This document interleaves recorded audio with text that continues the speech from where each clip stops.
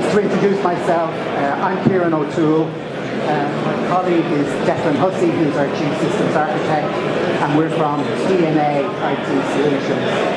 We're based over in the Loop. The topic of our presentation today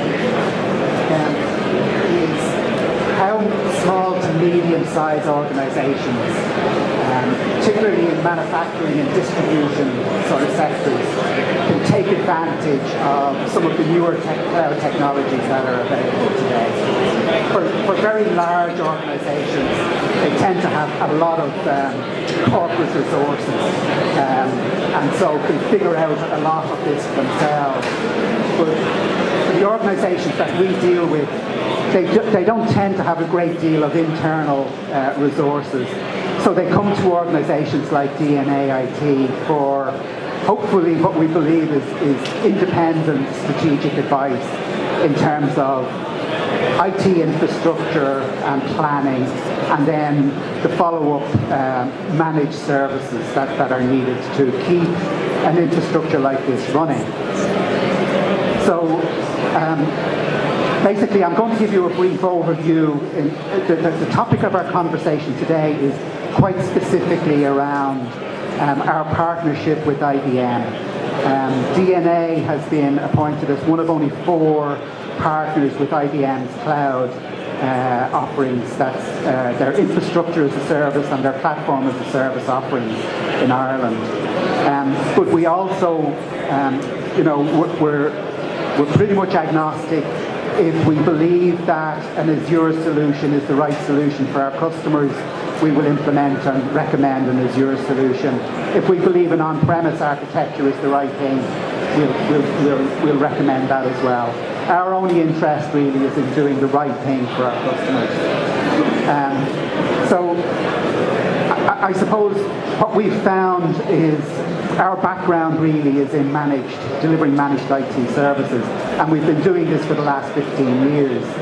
We've also been implementing and delivering cloud-based solutions, for the last 5, 6, 7 years. It's nothing new for us.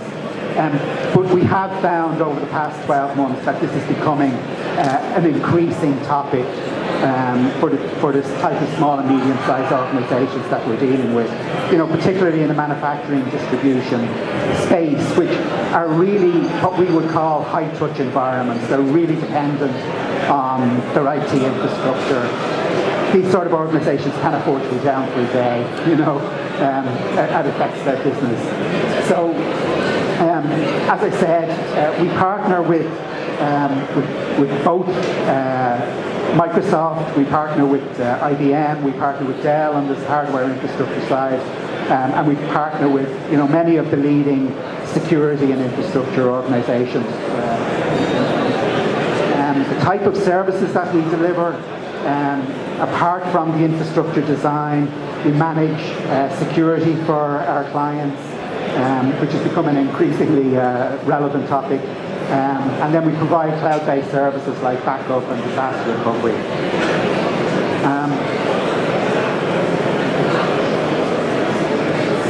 Sorry, I skipped there.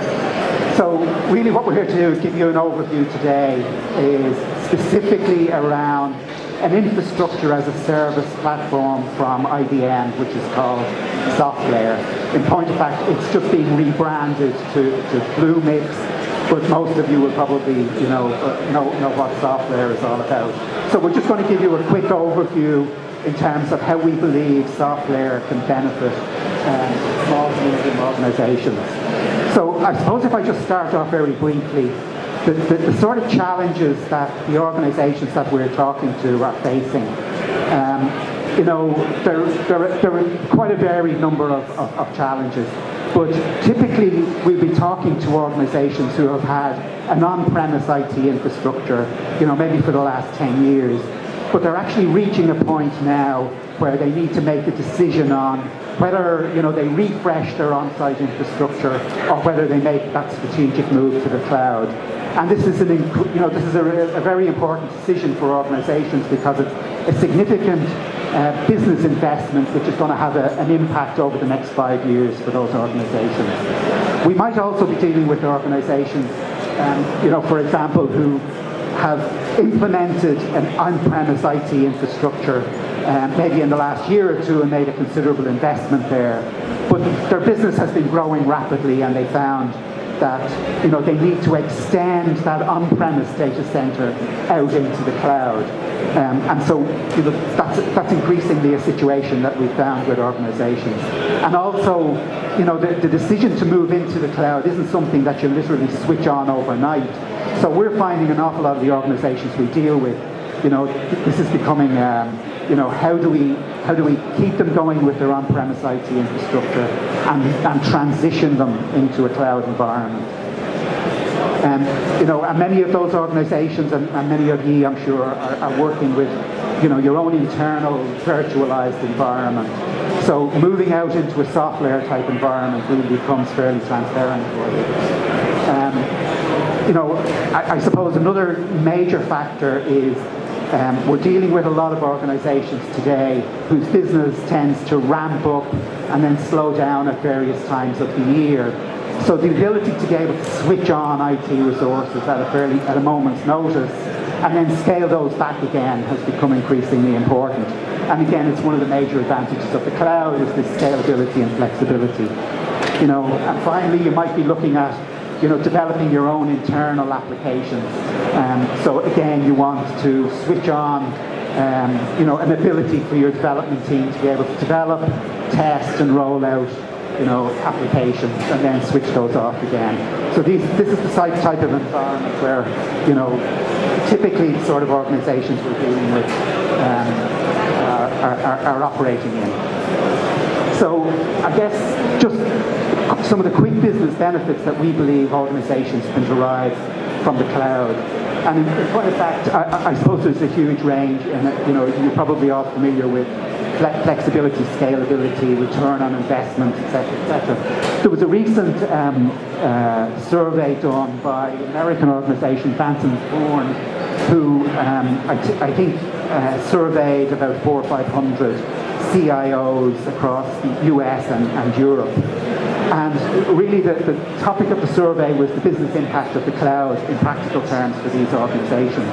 And some of the things that came out of it, in terms of huge benefits in terms of reduction of costs, 16% reduction in operational costs, significant reductions in IT infrastructure costs and IT maintenance costs.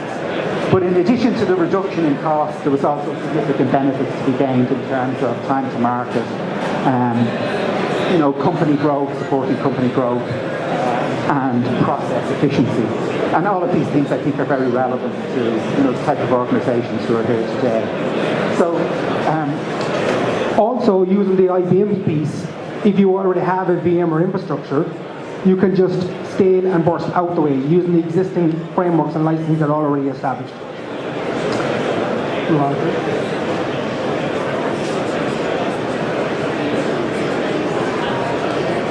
So just run over the slide here very quickly. Bare metal, public and private cloud. So bare metal comes into the mix very much in the space where customers are facing an environment where they need to be very, very aware of a regulatory perspective, or they have data governance issues, or they really want to have complete control of their environment. And this is where the public cloud, in one respect, falls down. So public cloud is perfect for environments and workloads where we're really not overly concerned around data sovereignty issues. So the Azure space, the AWS space, is perfectly acceptable to a lot of organizations where, they're not as concerned in that space around data sovereignty or governance. But where their private piece comes into its own is when you want to have complete control over the environment. And that's a key piece. Dedicated and bare metal servers essentially allow you to extend the data center from your current in-house structure right out into a global footprint.